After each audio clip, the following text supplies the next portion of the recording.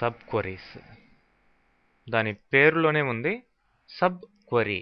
అంటే మామూలుగా రాసే క్వరీస్ కింద ఉండే క్వరీనే సబ్ క్వరీ అంటాం.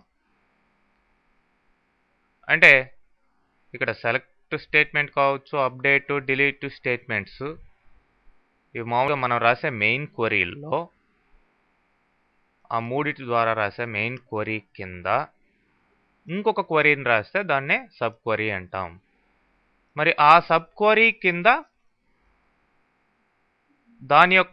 ఆ సబ్ క్వరీ యొక్క రిజల్ట్ని తీసుకొని మెయిన్ క్వరీ అనేది రిజల్ట్ని ఇవ్వడం జరుగుతుంది. అంటే సబ్ క్వరీ ఫస్ట్ ఎగ్జిక్యూట్ అవుతుంది, దాని రిజల్ట్ని బేస్ చేసుకొని మెయిన్ క్వరీ ఎగ్జిక్యూట్ అవుతుంది.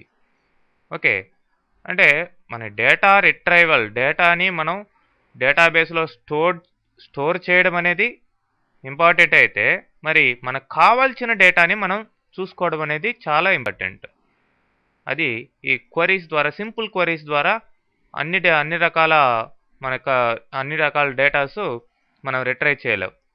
కాబట్టి sub queries, nested sub queries కూడా అవసరమవుతాయి, ఒకదాని లోపల ఒకటి అట్లా.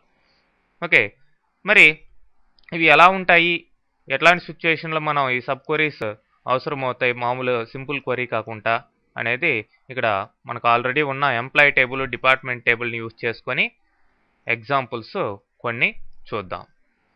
మరి చూడండి, ఇక్కడ ఎంప్లాయీ టేబుల్ ఉంది, డిపార్ట్మెంట్ టేబుల్ ఉంది. ఈ రెండు టేబుల్స్లో డేటా ఆల్రెడీ మీ స్కాట్ యూజర్లో ఆల్రెడీ వాడు ఫస్టే ఇచ్చేసి ఉంటాడు ఈ డేటాని. యాజ్ ఇట్ ఈస్గా ప్రతి కంప్యూటర్లోనూ ఇదే విధంగా ఉంటుంది ముందరగానే. మరి దీని మీదనే నేను ఇప్పుడు క్వరీస్ని అప్లై చేస్తున్నాను. మీరు మీ ఓన్ టేబుల్స్ని ప్రిపేర్ చేసుకొని వాటిలో ఏ డేటా రిట్రైవ్ చేయాలనేది మీరు ఇమాజిన్ చేసుకొని దాని ప్రకారం క్వరీస్ కూడా రాసుకోవచ్చు.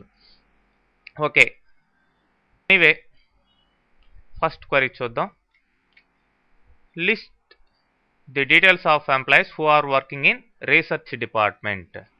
రీసెర్చ్ డిపార్ట్మెంట్లో ఎవరు పనిచేస్తున్నారో వాళ్ళ ఎంప్లాయీస్ డీటెయిల్స్ కావాలి, వాళ్ళ డీటెయిల్స్ కావాలి. ఎంప్లాయీ టేబుల్ ఇక్కడ ఉంది, ఈ రీసెర్చ్ అనేదేమో ఇక్కడ ఉంది. మరి చూడండి, సెలెక్ట్ స్టార్ ఫ్రమ్, ఓకే ఇక్కడ ఆల్రెడీ ఉన్నది కాబట్టి దీన్ని యూజ్ చేద్దాం.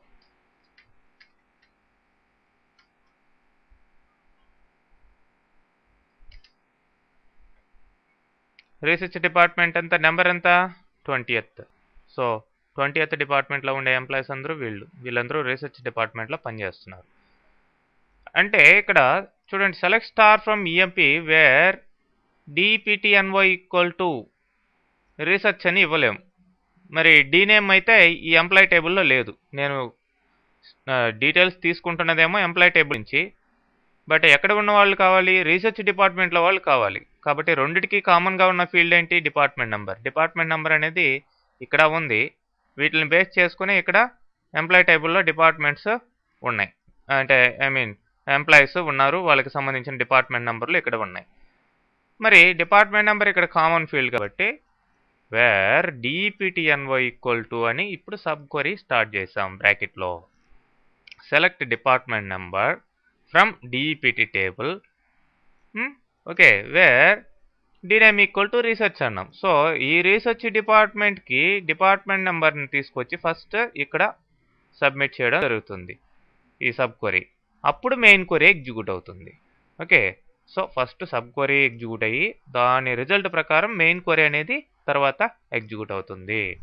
ఓకే, నెక్స్ట్ చూడండి, list details of departments where the salesmens are working. Salesmens ఏ డిపార్ట్మెంట్లో పనిచేస్తున్నారో ఆ డిపార్ట్మెంట్ డీటెయిల్స్ మనకి కావాలి. చూడండి, 30th డిపార్ట్మెంట్లో ఆ డిపార్ట్మెంట్ ఏంటిది, సేల్స్ డిపార్ట్మెంట్. ఓకే, వేరే డిపార్ట్మెంట్లో కూడా పని చేయొచ్చేమో, కానీ కరెక్ట్గా ఇదే రావడం జరిగింది. ఇప్పుడు చూడండి, మన డీటెయిల్స్ కావాల్సింది ఇంక ముందరైతే ఎంప్లాయీ టేబుల్, ఇప్పుడేమో డిపార్ట్మెంట్ టేబుల్ నుంచి కావాలి. వేర్ డిపార్ట్మెంట్ నెంబర్ ఇన్, అంటే ఒకటి కంటే ఎక్కువ డిపార్ట్మెంట్స్ ఉండొచ్చు సేల్స్మెన్స్ పనిచేసేటివి. అప్పుడు ఉంటే వాటి డీటెయిల్స్ అన్నీ కూడా రావాలి, అందుకని ఇన్ అని వాడాను. ఇన్ అంటే లిస్ట్ వస్తుంది, ఆ లిస్ట్లో ఏవైనా కావచ్చు అని అర్థం. ఈక్వల్ టు అని ఇచ్చామనుకోండి, కోర్స్ ఈ సందర్భంలో రైటే. అట్లా కాకుండా ఇప్పుడు ఈ సేల్స్ మ్యాన్స్ కొందరు సేల్స్ డిపార్ట్మెంట్లో, కొందరు వేరే మార్కెటింగ్ డిపార్ట్మెంట్లో అట్లా పనిచేస్తున్నారు అనుకోండి, లేదంటే అకౌంటింగ్ డిపార్ట్మెంట్లోనూ అట్లా. మరి అప్పుడు మీకు ఇన్ అనే ఆపరేటర్ ఖచ్చితంగా వాడితే దాని ప్రకారం మీ లిస్ట్లో ఉన్న డిపార్ట్మెంట్స్ అన్నీ వచ్చి వాళ్ళ కరస్పాండింగ్ డిపార్ట్మెంట్ డీటెయిల్స్ ఇక్కడ రావడం జరుగుతుంది. So where department number in select department number from EMP where job equal to sales mens. So sales mens ఎక్కడైతే పనిచేస్తున్నారో వీళ్ళ యొక్క కరస్పాండింగ్ డిపార్ట్మెంట్ నంబర్లన్నీ తీసుకుని ఇక్కడ అందరూ కూడా 30th డిపార్ట్మెంట్లోనే పనిచేస్తున్నారు కాబట్టి ఒకటే వచ్చింది, ఒకటే డీటెయిల్స్ వచ్చాయి. సో వాళ్ళ డిపార్ట్మెంట్ నెంబర్లని తీసుకొని ఇక్కడ లిస్ట్ ఇవ్వడం జరుగుతుంది. వాళ్ళకి ఆ డిపార్ట్మెంట్స్కి సంబంధించిన డిపార్ట్మెంట్ డీటెయిల్స్ ఇక్కడ వస్తాయి. Next list details of employees who are earning more than Allen. Allen అనే ఎంప్లాయీ కంటే, ఎంప్లాయీ నేమ్ అలన్, అతని కంటే ఎవరు ఎక్కువ ఎర్న్ చేస్తున్నారో వాళ్ళ డీటెయిల్స్ కావాలండి. మరి ఇక్కడ చూడండి,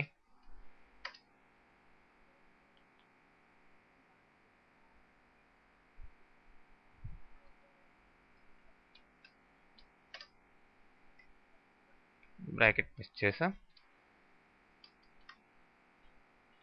సో వన్స్ మనం పైన చెక్ చేసుకున్నట్లయితే అలన్ శాలరీ ఎంత 1600.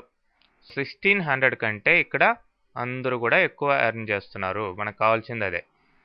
సో క్వరీ చూసినట్లయితే sub query select star from EMP where salary greater than, ఎక్కువగా ఎవరికంటే ఎక్కువగా ఉండాలి, select salary from EMP where E name equal to Allen. Allen salary కంటే ఎక్కువగా ఎవరికి సాలరీ ఉందో వాళ్ళ డీటెయిల్స్ అన్నీ ఇక్కడ చూపేయమని అర్థం. సో డిఫరెంట్ డిపార్ట్మెంట్స్లో డిఫరెంట్ ఎంప్లాయీస్ అలన్ కంటే ఎక్కువ సాలరీని ఎర్న్ చేస్తున్నారు. Next select second maximum salary of employees. Second maximum salary అంటే సింపుల్గా సెలెక్ట్ మ్యాక్స్ సాలరీ అంటే వచ్చేస్తుంది. చూడండి, select max salary from EMP. Maximum salary 5000, మొత్తం అందరికంటే ఎక్కువ ఈ 5000 ఉంది. మరి సెకండ్ మ్యాక్సిమం సాలరీ ఏది?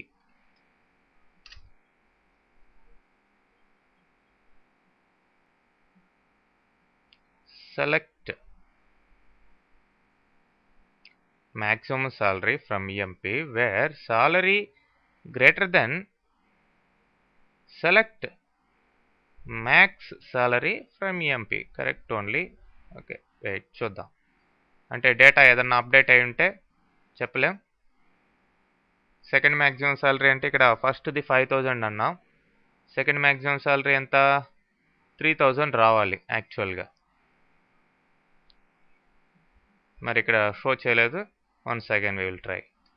Select maximum salary from EMP where salary less than, not greater than, less than అండి.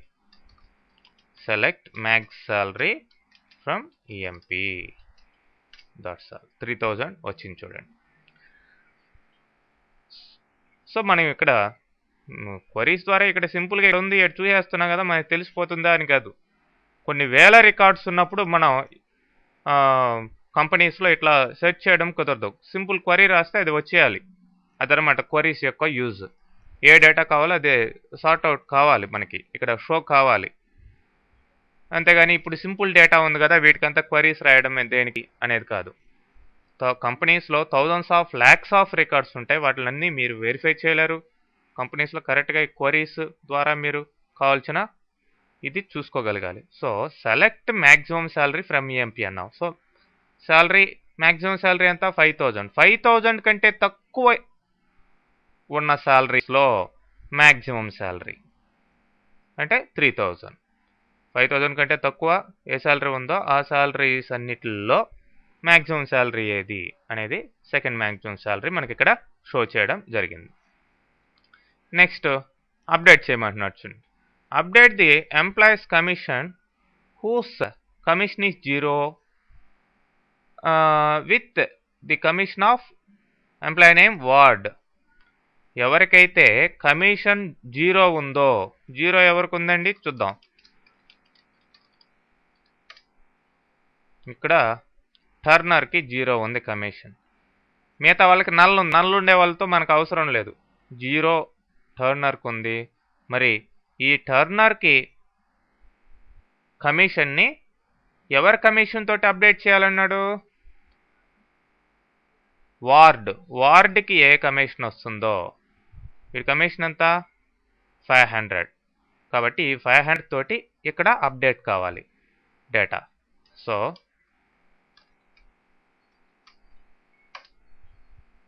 ఇప్పుడు సెలెక్ట్ చేసి చూడండి, 500 వచ్చేసిందా? టర్నర్కి కూడా, వార్డ్కి 500 ఉంది, ఇక్కడ కూడా 500 వచ్చింది. చూడండి, update EMP set commission equal to commission set చేయాలి. ఎవరి commission? Where select commission from EMP where E name equal to Ward యొక్క కమిషన్ని అప్లై చేయాలి. ఇక్కడ దాకే వదిలేస్తే అందరికీ కూడా 500 వచ్చేస్తుంది. మనకి ఎవరికి అప్డేట్ చేయాలి? ఎవరికైతే కమిషన్ 0 ఉందో, 0 ఉందో వాళ్ళకి మాత్రమే అప్డేట్ చేయాలి. కాబట్టి వేర్ కమిషన్ ఈక్వల్ టు 0 అన్నాం. ఓకే, అదే.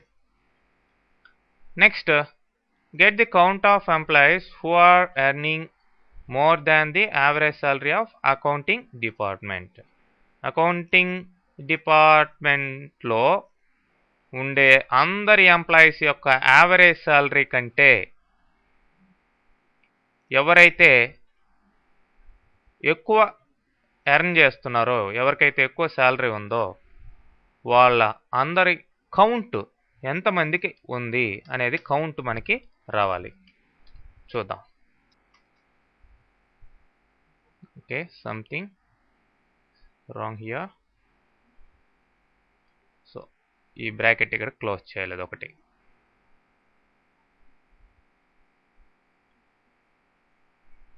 Wear dptny equal to select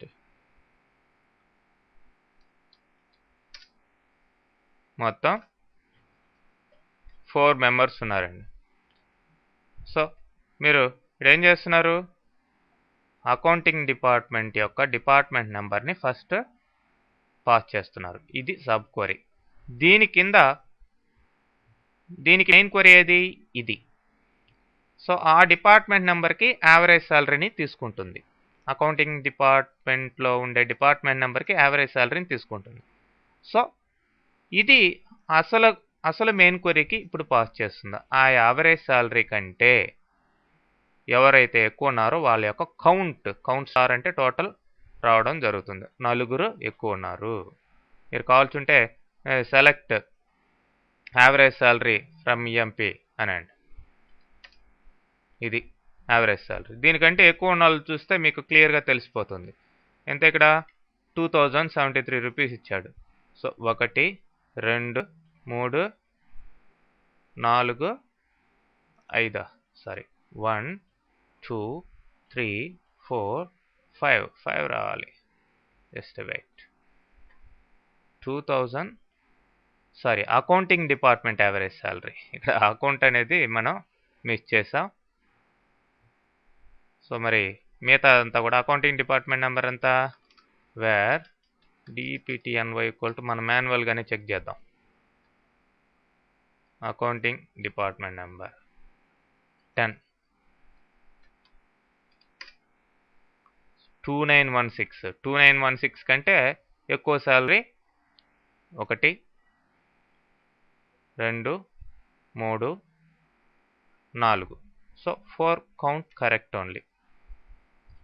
okay, ఆ విధంగా మనం ఇక్కడ డిఫరెంట్ వేస్లో మనం ఫస్ట్ ఏ డేటా కావాలనేది మైండ్లో రావాలి. దానికి ఏ విధమైన క్వరీ రాస్తే, సింపుల్ క్వరీ సరిపోతుందా, సబ్ క్వరీ సరిపోతుందా, లేదంటే ఇప్పుడు చూపించినట్లుగా నెస్టెడ్ సబ్ క్వరీ. ఇది సబ్ క్వరీ, దీనికి మెయిన్ క్వరీ ఇది, యాక్చువల్ మెయిన్ క్వరీ ఇది. సో నెస్టెడ్ సబ్ క్వరీస్ ఈ విధంగా అంతా కూడా మనం రాసుకోవచ్చు. సో మీరు మిగతా ఎగ్జాంపుల్స్ అన్నీ కూడా మీరు ట్రై చేసుకోవచ్చు అన్నమాట.